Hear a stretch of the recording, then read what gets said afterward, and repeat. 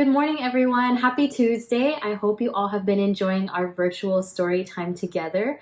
The story that we are reading today is called The Story of Peter Rabbit by Beatrix Potter. I hope you all enjoy the book that we have for today, and let's get started. The Story of Peter Rabbit, written by Beatrix Potter, illustrated by Lisa McHugh. Once upon a time, there were 4 little rabbits, and their names were Flopsy, Mopsy, Cottontail, and Peter. They lived with their mother in a sandbank, underneath the root of a very big fir tree.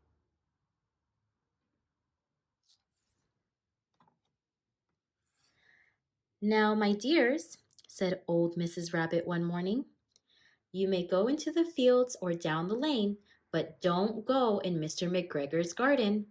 Your father had an accident there, and he was put in a pie by Mrs. McGregor. Run along and don't get into mischief. I am going out." Flopsy, Mopsy, and Cottontail, who were good little bunnies, went down the lane to gather blackberries.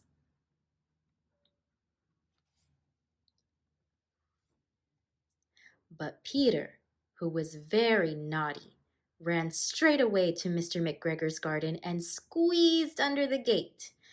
First, he ate some lettuces and some French beans, and then he ate some radishes.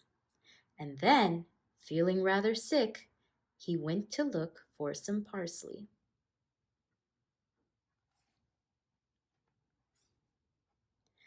But round the end of a cucumber frame, who should he meet but Mr. McGregor? Mr. McGregor was on his hands and knees planting out young cabbages. But he jumped up and ran after Peter, waving a rake and calling out, "Stop, thief!"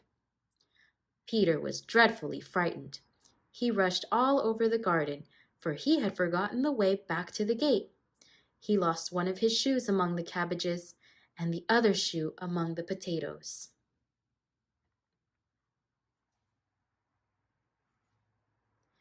He ran on 4 legs, then and went faster, and he might have gotten away altogether if he had not run into a gooseberry net and got caught by the large buttons on his jacket. It was a blue jacket with brass buttons, quite new. Peter gave himself up for lost and cried. His sobs were overheard by some friendly sparrows who begged him to save himself. Mr. McGregor had a basket and was about to pop it on top of Peter, but Peter wriggled out just in time, leaving his jacket behind.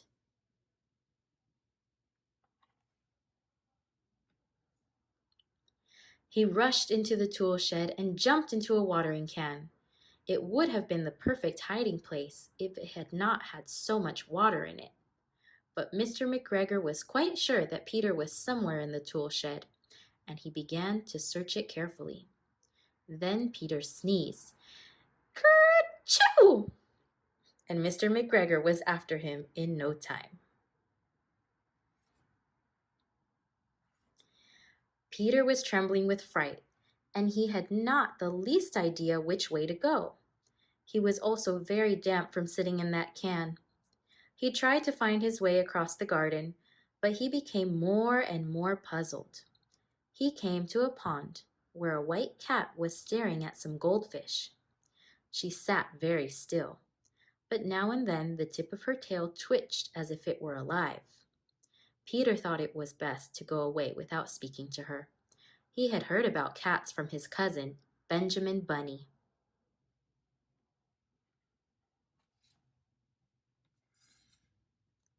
He turned back towards the tool shed when he heard the noise of a hoe. Scratch, scratch, scratch. Peter scuttered underneath the bushes. When nothing happened, he came out and saw Mr. McGregor hoeing onions. His back was towards Peter, and beyond him was the gate. Peter started running as fast as he could go. Mr. McGregor caught sight of him at the corner, but Peter did not care. He slipped underneath the gate and was safe at last in the wood outside the garden. Mr. McGregor hung up the little jacket and the shoes for a scarecrow to frighten the blackbirds.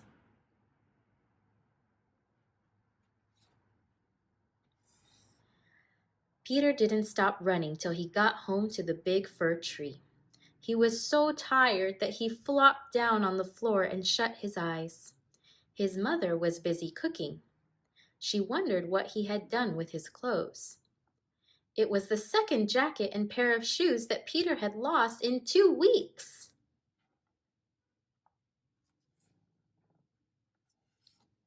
Peter did not feel very well that evening.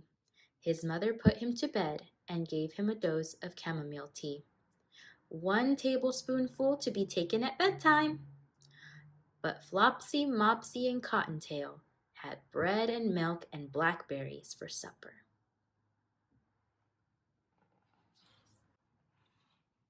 The end. Hi guys, I hope you enjoyed our book today. Sometimes our parents tell us to do something that maybe we don't want to do, but they do it to keep us safe. Do you think Peter Rabbit would have gotten sick if he had listened to his mother? I don't think so. Our parents know what's best for us, and they want us to be safe because they love us. This week, let's make it a goal to listen to our parents the first time they ask us to do something. When we follow directions and listen, we are able to learn and still have fun. I'm looking forward to our next story time. I'll see you all tomorrow. Bye.